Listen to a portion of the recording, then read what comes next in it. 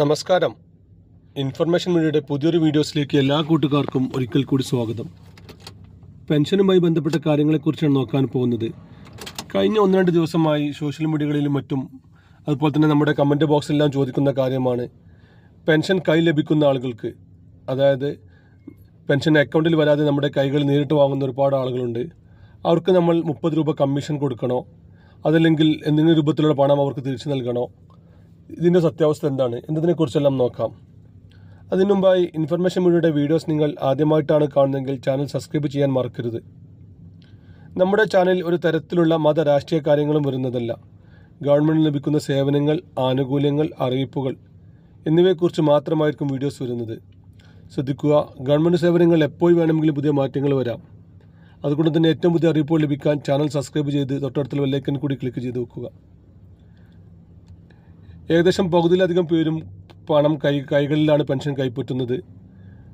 വീടുകളിൽ നിന്ന് ATM പോയി പണമെടുക്കാൻ ബുദ്ധിമുട്ടുള്ള ആളുകൾ, അതുപോലെ തന്നെ വീട്ടിൽ സഹായത്തിന് മറ്റില്ലാത്ത ആളുകൾ, തൊട്ടടുത്ത് ATM ബാങ്ക് സൗകര്യമില്ലാത്ത ആളുകൾ, അങ്ങനെ പല ആളുകളും പല കാരണങ്ങൾ കൊണ്ടും കൈകളിലാണ് പണം എത്തുന്നത്.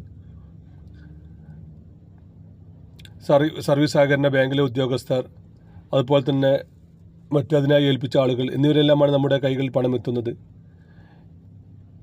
പണ്ട് മുതലുള്ളൊരു കാര്യമാണ് അങ്ങനെ പെൻഷൻ പണം എത്തുന്ന ആളുകൾക്ക് ചെറിയൊരു കൈമടക്ക് നൽകുക എന്നുള്ളത്. അതിപ്പോൾ നിർബന്ധമായും ചെയ്യണോ, അതല്ലെങ്കിൽ അത് നമ്മുടെ ബാധ്യതയാണോ എന്നതിനെക്കുറിച്ച് നോക്കാം. ഇതിനെക്കുറിച്ച് സർക്കാർ പറയുന്നത് ഓരോ വ്യക്തികൾക്കും പെൻഷൻ നൽകുന്നതിന് 30 രൂപ അവർക്ക് ഗവൺമെൻറ് നൽകുന്നുണ്ട്. നമ്മുടെ കൈകളിൽ അവർ പണം എത്തിക്കുന്നതിന് 30 രൂപ വെച്ച് അവർക്ക് നൽകുന്നുണ്ട്. അതുള്ളപ്പോൾ നമ്മൾ ഒരു കാരണവശാൽ നമ്മൾ അതിന് പണം നൽകേണ്ട ആവശ്യമില്ല. അങ്ങനെ അവർ പണം ആവശ്യപ്പെടുന്നുണ്ടെങ്കിൽ, നമുക്ക് പണം നിർബന്ധമായിട്ടും അവർ പണം ആവശ്യപ്പെടുന്നുണ്ടെങ്കിൽ നിങ്ങളുടെ വാർഡ് മെമ്പർ മുഖേന നിങ്ങളുടെ പഞ്ചായത്തിലോ അല്ലെങ്കിൽ മുനിസിപ്പാലിറ്റിയിലോ നിങ്ങൾക്ക് പരാതി നൽകാൻ സാധിക്കും. ഒരു തരത്തിലുള്ള പണം അവർക്ക് നൽകേണ്ട ആവശ്യമില്ല. അത് അവരുടെ ജോലിയാണ്. അതിനുള്ള ജോലിക്കുള്ള കറക്റ്റായുള്ള കൂലി ഓരോ മാസവും പെൻഷൻ നൽകുന്നതിന് ഓരോ ഉപഭോക്താവ് 30 രൂപ വെച്ച് അവർക്ക് ഗവൺമെൻറ് നൽകുന്നുണ്ട്.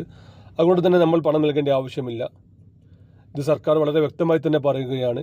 ഒരുപാട് ആളുകൾ ഇങ്ങനെ ഒരു പരാതി, എവിടെയാണ് പരാതി നൽകേണ്ടത്, ഇങ്ങനെ പണം ആവശ്യപ്പെടുന്നെല്ലാം കാര്യങ്ങൾ പറഞ്ഞ് സർക്കാരിനെ സമീപിച്ചിട്ടുണ്ട്.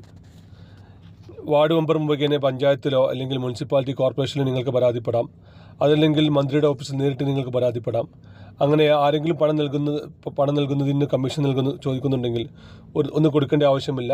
പെൻഷൻ എന്നത് നൽകുക എന്നത് അവരുടെ ഉത്തരവാദിത്വം, നിങ്ങളുടെ അവകാശവുമാണ്. അതുകൊണ്ട് തന്നെ ഒരു തരത്തിലുള്ള പണം അവർക്ക് നൽകേണ്ട ആവശ്യമില്ല. വീഡിയോ ഇഷ്ടപ്പെടുന്നു കരുതുന്നു. ഇതുപോലത്തെ ചെറിയ ചെറിയ ഇൻഫർമേഷൻ വീഡിയോസിന് വേണ്ടി ചാനൽ സബ്സ്ക്രൈബ് ചെയ്ത് മറ്റു കൂട്ടുകാരിലേക്ക് ഷെയർ ചെയ്ത് കൊടുക്കുക. നമുക്കൊരു പുതിയ വീഡിയോസുമായി കാണാം. അതുവരേക്കും എല്ലാ കൂട്ടുകാർക്കും നന്ദി, നമസ്കാരം.